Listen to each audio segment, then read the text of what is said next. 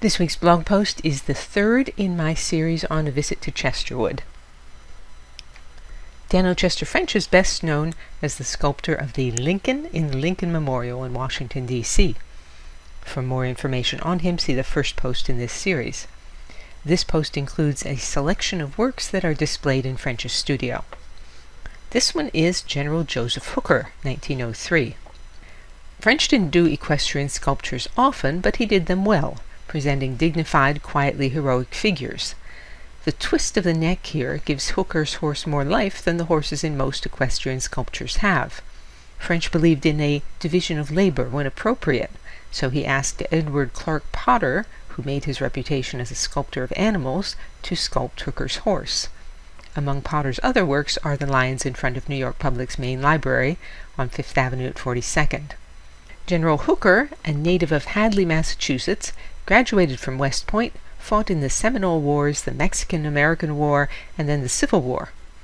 He was defeated by Lee at Chancellorsville, but he performed well under the command of Grant and Sherman. The bronze sculpture of Hooker stands near the Massachusetts State House in Boston. Next up is The Genius of Creation, 1915.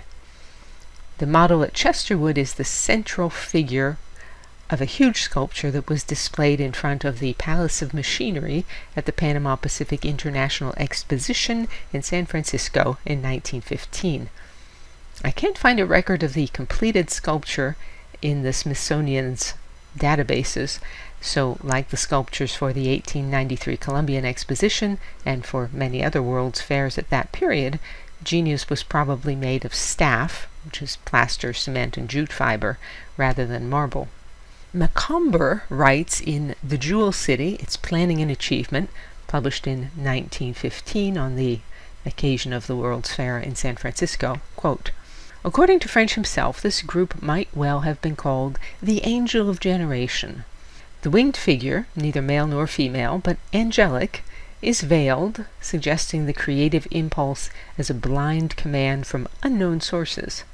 The arms are raised in a gesture of creative command. It has wings," said French, because both art and the conception demanded these spiritual symbols.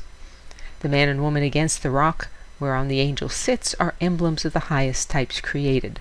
The man looks upward and outward with one hand clenched, ready to grapple with life.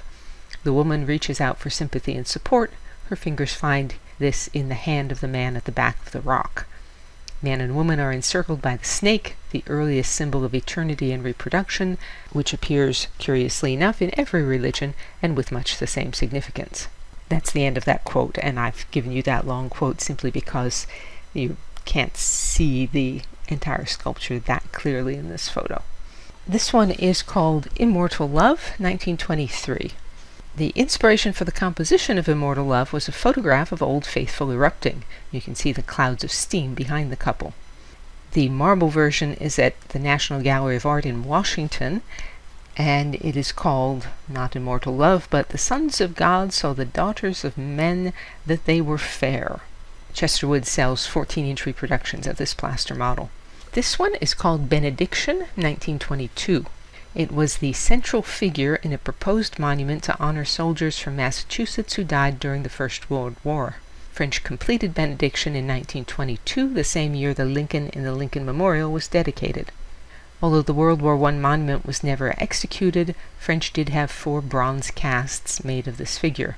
One of them is at Brick Green Gardens, and another is at the Amon Carter Museum. I've given you a link to that. And finally, a sculpture of Audrey Munson.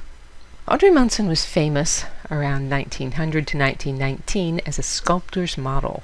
She was valued for her ability not just to strike a pose, but to conceive of a pose that was appropriate to the allegorical figures so popular at that time. Munson posed for sculptures by French and many other artists, including several in New York City. I've given you links to those. It was Audrey's poses that the sculptors captured rather than her own face. So imagine my delight when one of the Chesterwood docents pointed out that there's a head on the shelf in French's studio that is actually a portrait of Audrey Munson as she looked.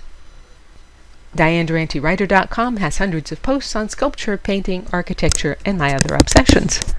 To join the free Sunday Recommendations email list, visit the URL that's on the screen or email me.